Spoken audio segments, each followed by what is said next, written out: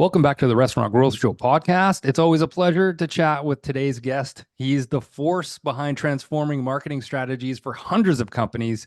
He's also the CEO of America's Best Restaurants. Please welcome author and keynote speaker, Mr. Matt Plapp. Matt, welcome back to the show. How are you doing today? Amazing. Thanks, brother. Appreciate the introduction. Fantastic, man. Well, you know what? I was at a webinar recently, and they had some keynote speakers from Triple Seat. There was Ben Morris, Brian Wayne of QSR Automations, and then there was also Ben Simmons of Table Needs. That's not Ben Simmons, the basketball player, but Ben Simmons, the CEO. And they all had some really eye-opening studies that they shared with us throughout the webinar. I'll include those in the episode's description. But what it really boiled down to, Matt, was adopting new technology into operations, front of house and back of house, or paring down tech stacks and removing the bloat to simplify. And so today we've got one of the best hospitality marketers to do it. So I'm really excited to hear Matt break it down for us. Matt, when it comes to adopting new trends, how do you see digital marketing in restaurants shaping up in the coming years with all of these new advancements? It's a tricky question because I don't see it changing anything, because most restaurants right now aren't even leveraging the phone for what it was 5 to 10 years ago. So I did up on this recently where I looked at it and I said, okay, think about it's 2014 back to 2004. A lot's changed. You know, the cell phone came out in 2000, the smartphone came out like around 2007, 2008, I think the iPhone was. You know, so you had a lot of changes there. But if you look at the last 5 years within that, nothing has changed. You know, the smartphone was out in 2009. Facebook, Instagram, YouTube, all of that was there. Email, text, messenger, videos. You can do live Facebook videos. 90-something% of the restaurants out there right now haven't embraced those things from the past 5 years. So why should they be worried about AI and this new stuff? And that came up because I have clients occasionally call us up and go, hey, Matt, we need to be on TikTok. I'm like, no, you just need to quit sucking at Facebook and email. What do you mean? I'm like, well, you haven't dominated that yet. You know, like, I'm not going to go try and run a marathon if I can't run a 5K.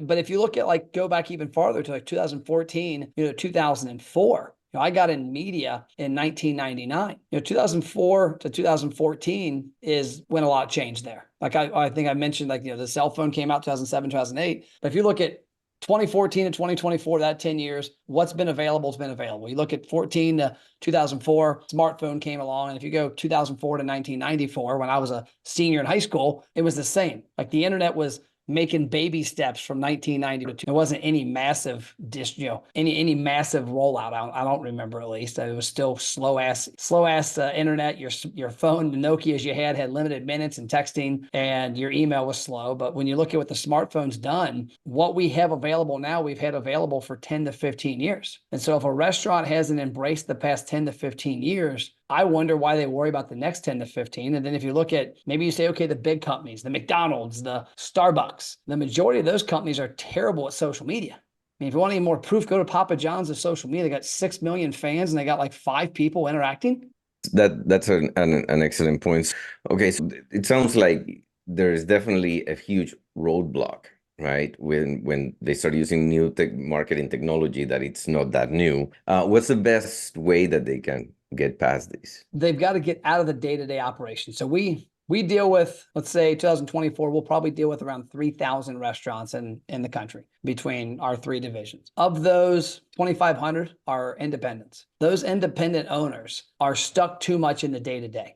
Take this week, for example. Matt Plapp left Northern Kentucky at 7 a.m. on Sunday, and me and my videographer, my marketing director, drove cross country 2,800 miles through Missouri, Kansas, Colorado, where else we go? Arizona, now we're in Nevada. I had one phone call I had to make with a client, with one of my team. I had to be on for a half hour, and I had to approve payroll. That was it. I'm not involved in the day-to-day. So I'm able to look above my business and go, what's next? How are we doing this? What's our next documentary? What's our next show we're going to do? How can we optimize our email marketing for our restaurant clients? I'm not in the weeds. I didn't have any responsibility this week for the most part. If you were to look at that same timeline for our clients that own one restaurant, they're opening up the restaurant, they're going to the grocery store, they're getting their food order in, they're working the line, they're waiting on tables, they're at the bar. How can you ever get ahead if you're grinding in the day-to-day?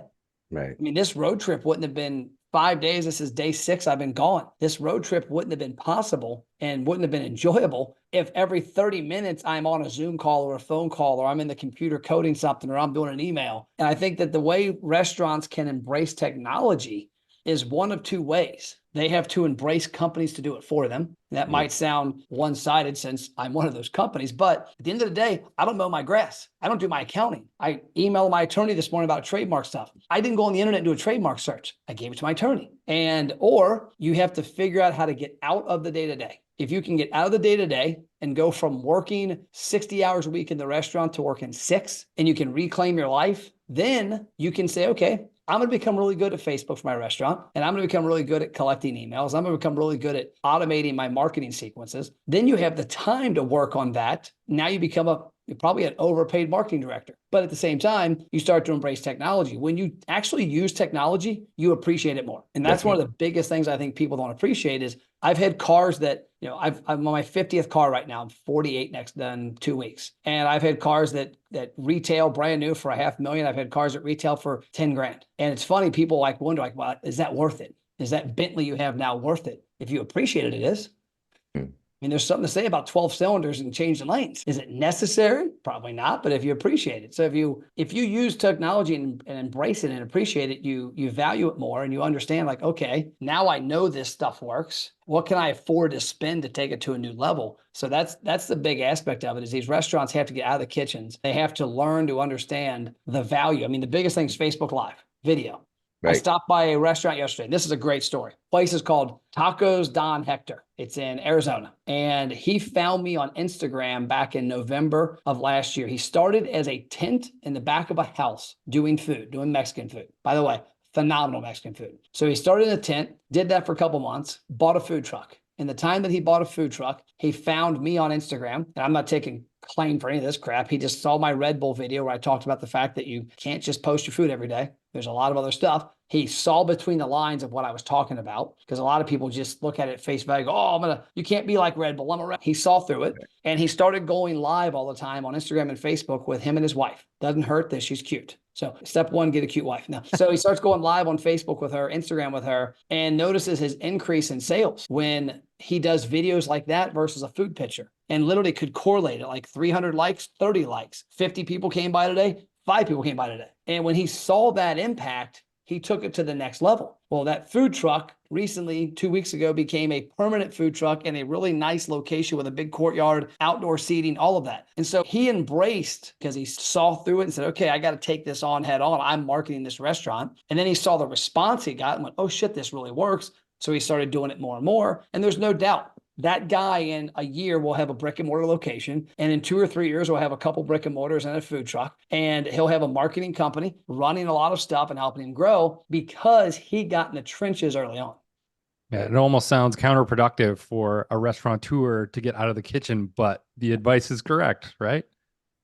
It's tough. I mean, it's a tough business. I mean, one of the questions we asked this week in filming for our documentary when we were driving out to Vegas was you picked the toughest business to start. You're a restaurant owner, by far one of the toughest things I've ever seen. Why? And what's your end game? What do you hope to accomplish with this? When it comes to strategic partnerships, how crucial is it for restaurants to team up with tech companies? And what should they keep in mind when making these deals? It's crucial to have vendors that you like and that you collaborate with. Too often, businesses will buy a service. And then number one, they buy it short term. I'm going to try this out for a couple months. Okay, you didn't hang the sign on your building for a couple months. You didn't sign a 2-month lease on your building. You signed a 5 to 10 year with a personal guarantee. Why are you thinking that a couple month marketing or technology agreement is going to help? So number one, go into it saying, hey, this is a couple year process. Number two, go into it as a good collaborative relationship. I can't tell you how many times I see restaurants treat their vendors like shit. And it cracks me up. Like I have one guy that I know in particular who's a social media marketing guy. He does day-to-day social media for a handful of restaurants. This guy is more in tune with the market than anybody. And he's walking into a region where he doesn't have a client. He's talking to a restaurant owner, seeing if there's a way they can partner on some stuff. And the guy's a complete jackass to him. And I'm like, that's funny because even if you're not going to spend money with him, treat him like a human, how you'd want to be treated, how you want your kids to be treated. But also, this guy knows more than you. He's not only an expert in social media, but he's talking to your competitors all the time. and the restaurants that look just like yours. So the intel he has, or she has, if it's a lady, is unbelievable. Too many times people are hiring vendors, and to them it's a transaction, and that's what it shouldn't be. It should be a relationship. And so, learn also what works with them. We had a restaurant we fired about 2 years ago up in Minnesota that the guy was being shitty to my team, and he was upset that he thought he got overcharged by $100. When I pointed out the $100 charge was due to the success of the marketing campaign, had 1,800 people comment on a Facebook post. What happened? The ensuing marketing automation, the text messages, the data usage drove up his bill about $100 because 1,800 people said, hey, I want a pizza. And it drove in like $4,000 in sales. So as I'm talking to him, he's like, no, you overcharged $100. I want my $100 back. I said, so what about the 4,800? Don't worry about my money. Like I'm not worried about your profit, Matt. I'm like, well, that's a bad thing because if I go out of business, you don't get that result. And I said, on top of that, the fact you don't care, you're fired. Like I'm going to go ahead and cancel your agreement right now. We'll wind everything down the next 30 days. We'll go our separate ways. Like if you don't give a shit about my profit, why should I care about yours? That shows that we're not a collaborative relationship. And there's just a lot of old school thinking out there like that. And there's so many cool things out there. I mean, I tell restaurants all the time, I embrace the sales reps that walk in your restaurant. I promise you, they're 10 times smarter at what they're selling than you are. So if they're selling point of sale, they probably know 10 times more about point of sales than you do. So even if you're not buying, embrace it, become friends, become collaboration, And then on top of that, you never know who they are, never know who they know. Learn something at the minimum, right? They have something that if you've for 10 years a restaurateur, you may have used what? Couple of POS, and I know that we just said that, yes, go into what you have not used first. But if there's any new tech, which one do you think will really change the game for restaurant marketing? I mean, I'll say this, it's not necessarily new tech, but I think it's newer. It's automation. It's connecting the dots between your systems. So there's a lot of restaurants that have what I call Frankenstein's marketing and operation systems. They have a widget on their website that helps people order. They have an email newsletter on their website. They have a loyalty program here. They have something on Facebook. They have something in their store. They have their point of sale. They have stuff everywhere that's not connected. One of the biggest things I teach my team from a marketing standpoint to understand how we can advise a restaurant better is go to all of their online touch points and touch them. Comment, click, share, fill out every form you can find. 9 out of 10 times, nothing happens. You comment on a Facebook post, nothing happens. You fill out a form on a website, nothing happens. You place an online order, something happens with an order, but why do I not get a review request the next day? Why do I not get a newsletter the next week? Why do I not get an offer 2 weeks from now? I mean, there's so many opportunities. So I think embracing marketing automation, and there's a lot of cool stuff out there, whether you're using stuff that's, off the shelf, like, different websites, or whether you're getting custom with a company. I don't know if you've heard of Zapier or not, but Zapier, I call it the expressway ramp. It's that you got the expressway here, you got the street you live on here, and there's a connector. There's that off ramp and that on ramp. And that's what Zapier is. It lets you connect things. There's a lot of opportunities. Hell, I remember back when Groupon or when Uber Eats first came out, and it was hard to harvest data with Uber Eats. Well, we went into Zapier and figured out a way, okay, we're going to have our clients' Uber Eats orders all go to this Gmail account. That's all it's for. The only place it exists is that account. We mapped out what an Uber Eats receipt coming through had, and it had the customer contact info on it. So we mapped it out. We had it go into Zapier, add it to a Google Sheet, add it to their email system. So everybody that ordered Uber Eats went through this little marketing automation funnel, got put into a email marketing system, and basically thanked them for their order. By the way, order direct next time. So I think automation's a big thing that's been around for marketing geeks like me the last 10 years, but a lot of restaurants don't understand it. I'd say another item technology-wise, which has some valid uses, is using AI to optimize what your social media person or email marketing person's doing. You can take what you think is a really well-written email and put it into Chat GPT and say, how could you make this email better to get people to click the button to order catering? Yep. And it'll give you some good results. Like I always tell people, AI tools like Chat GPT aren't going to replace workers. They're going to optimize workers, and they're going to make you better. Love Zapier and love AI and ChatGPT. The beauty that you don't have to say, like, as a marketer, you're like, oh, make it on Ada or anything like that. I mean, you just say exactly what you're looking for. Yeah, there was a technology before Zapier called If This Then That we used to use. Jose, you probably remember that. Then that is actually Zapier. Oh, did it augment? Yeah. There you go. There you go. That's fantastic. Well, I mean, that's a great segue to my next question. Let's talk about customer data. Matt, what are some of the ways that restaurants can better gather and use their customer data to tailor their marketing? So first, they have to understand the power of customer data. I struggle with the fact that restaurants do not do whatever it takes to get every single person's information that walks in their restaurant. I walk into your restaurant, I have already displayed the highest level of trust. I found you, I drove to you, I walked in your front door, I'm handing you a credit card and I don't technically know you. Like, I don't know about you guys, but I don't walk around the streets handing my credit card to random people. And consumers do that all the time with businesses. So why a business doesn't go through massive lengths to get that data is the thing I don't understand. But when you look at data, number one, you want to know your customer's name. You want to know their phone number first, their email second, ideally their birthday. And then you also want to know a pivotal question there. Who are they to the restaurant? Something we ask all of our stuff. We use it in Messenger. We use it on drop downs, on landing pages. How often do you come to the restaurant? Never been before? Come all the time? Haven't been in a while. So now I know it's either a new customer, a frequent customer, or a former customer / lost customer. Then I can put them in buckets and talk to them differently, because a person that says I come all the time doesn't need to be bribed in a big way. Hey, Matt, we appreciate your business. You're one of our favorite loyal customers. By the way, below is an offer for lunches on Wednesday for half price, whatever. Whereas that person that says I've never been before, that's a hard person to get to come in. Matt, we look forward to your first visit. By the way, here's a free burger, no strings attached. Come any day, anytime, any week. Can't wait to meet you. And the messaging matters in there. When you get an email that says, we can't wait for your first visit. Hey, we appreciate your past loyalty. And then the person that's lost that says, dude, where you been? A little bear with a broken heart emoji. Like, if you can have that data, it's great. There's three main places you can get it. You can get it online, basically through your website, online ordering platforms, things like that you're using personally. You can get it through your social media, and you can get it through your in-store.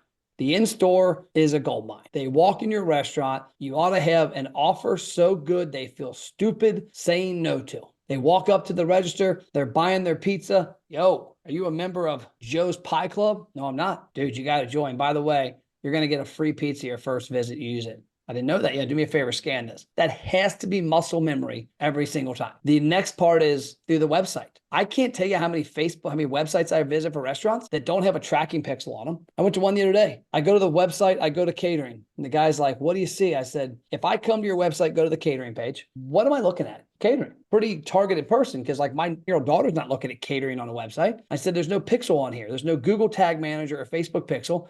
If there was, you could hit me with a Facebook and Instagram ad within an hour. Matt, got an event coming up. I'm like, consumers don't know this shit exists still. And they're like, oh my God, I was just looking there. But then also on your website, an offer that pops like that catering page, don't give me a 40-question form about catering. Do you want to win catering meal for your family, your party, whatever? Name, phone, all the same information. Name, phone number, email, birthday, visit frequency. Click submit. Now you got a lead. And then on social media, you have to have tools that take people from Facebook to engagement and into a place. Now you need all of those people to go to the same place, but the journey's the same, because I don't want to be in a VIP program from your social media that's different than your in-store, that's different from your website. Now I'm getting harassed and the messaging is not the same, but you have to collect data in-store, online, and through social media every single day. That's fantastic. Yep. As always, I feel a lot smarter after chatting with Matt. That's all the time we have for this episode today. Matt, now's your time to plug away. Where can restaurateurs connect with you? What's your platform of choice? MattPlapp.com is my website. MattPlapp.com. Started writing a daily blog a couple weeks ago. I think I'm like 3 weeks in, and I've got my daily podcast. You can find them there, Restaurant Marketing Secrets. I record every single day. It's on Spotify and all those places. And then, of course, if you've got a burning question or desire, my cell phone is 859-743-2408. I'm not going to sell you anything because I don't sell anything. I'm not in my sales team. I'm not in operations. I love having conversations with restaurateurs that are looking to do things, take them to the next level. So hit me up there. It's a bold move, releasing the phone number on the internet, but obviously it's working for you, Matt. Speaking of plugs, this podcast is sponsored by Dine Pricing, real-time restaurant profitability. Dine Pricing uses artificial intelligence to improve restaurant profitability by dynamically updating menus across digital channels like Uber Eats, DoorDash, and Grubhub. That's all the time we have for this episode. Thanks again to Matt for joining us. Until next week, say goodbye, Jose. Goodbye, Jose. That's awesome. Thank you so much, Matt. Always a pleasure, man. Look forward to talking to you again. Thanks, thanks. guys. That was great. Thanks, guys. Bye. Okay.